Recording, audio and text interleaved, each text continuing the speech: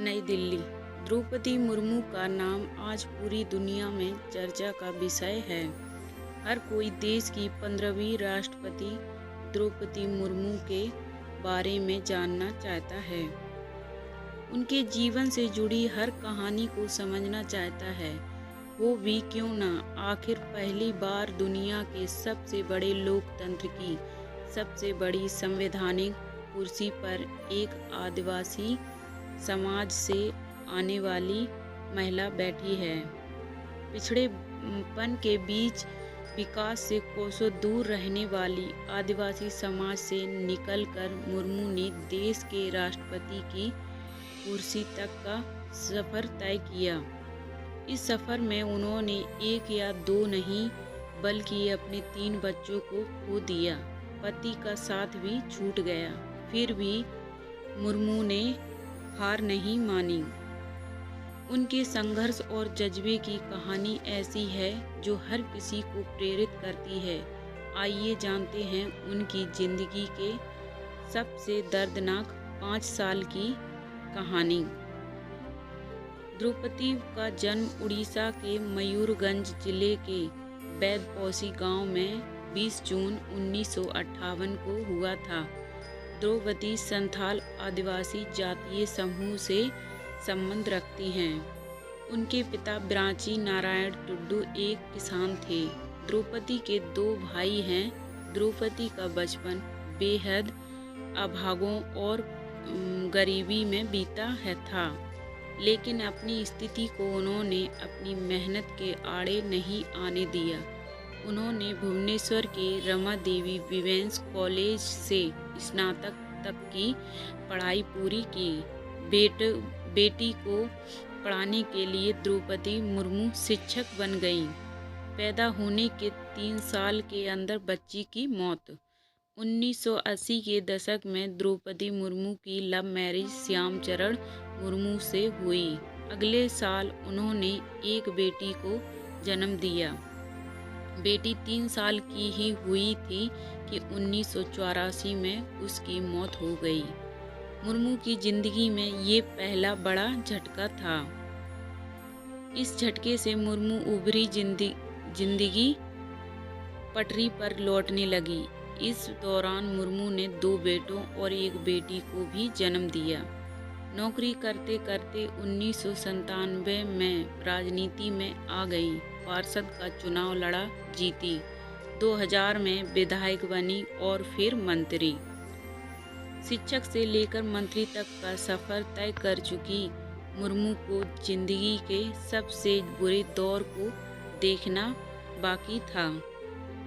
बात 27 अक्टूबर 2009 की है। उड़ीसा की राजधानी भुवनेश्वर के पत्रपदा इलाके में मुर्मू के भाई के घर पर उनके 25 साल के युवा बेटे की लाश बिस्तर पर मिली। ये रहस्यमयी मौत थी। उनके बेटे लक्ष्मण अपने चाचा चाची के साथ रहते थे। इस घटना के वक्त द्रौपदी रायरंगपुर में थी। बताया जाता है कि लक्ष्मण शाम को अपने दोस्तों के साथ गए थे। देर रात एक ऑटो से उनके दोस्त घर छोड़कर गए। उस वक्त लक्ष्मण की स्थिति कुछ ठीक नहीं थी। चाचा चाची के कहने पर दोस्तों ने लक्ष्मण को उनके कमरे में लिटा दिया। उस वक्त घरवालों को लगा कि थकान की वजह से ऐसा हुआ है, लेकिन सुबह बेड पर लक्ष्मण अचेत मिले। घरवाले डॉक्टर के पास ले गए, तब तक उनकी मौत हो चुकी थी। इस रहस्यमयी मौत का खुलासा अब तक नहीं हो पाया है। 4 साल बाद ही मिली दूसरी झकझोर देने वाली खबर। बेटी की मौत के सदमे से द्रौपदी अभी उभर भी नहीं पाई थीं कि उन्हें दूसरी झकझोर देने वाली खबर मिली। ये घटना 2013 की है, जब द्रौपदी के दूसरे बेटे की मौत एक सड़क दुर्घटना में हो गई। द्रौपदी के 2 जवान बेटों की मौत 4 साल के अंदर हो चुकी थी। वह पूरी तरह टूट चुकी थी। इससे उबरने के लिए उन्होंने अध्यात्म का सहारा लिया। द्रौपदी राजस्थान के माउंट आबू स्थित ब्रह्म कुमारी संस्थान में जाने लगीं। यहाँ कई दिन तक वह ध्यान करती, तनाव को दूर करने के लिए राजयोग सीखा। संस्थान के अनेक कार्यक्रमों में हिस्सा लेने लगीं। अगले साल पति भी दुनिया छोड़ गए। 2 बेटों की मौत का दर्द अभी कम भी नहीं हुआ था कि 2014 में द्रौपदी के पति श्यामचरण मुर्मू की भी मौत हो गई। बताया जाता है कि श्यामचरण मुर्मू को दिल का दौरा पड़ा था। उन्हें घरवाले अस्पताल ले गए, जहां डॉक्टरों ने उन्हें मृत घोषित कर दिया। श्यामचरण बैंक में काम करते थे।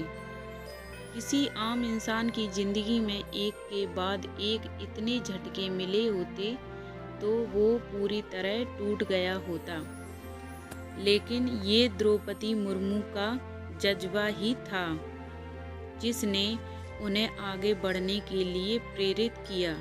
2021 में वो झारखंड की राज्यपाल बना दी गईं, जहां वो आज भी अपनी कर्मों की वजह से जानी जाती हैं। अब द्रौपदी के परिवार में केवल बेटी इतिश्री मुर्मू हैं। इतिश्री बैंक में नौकरी करती हैं।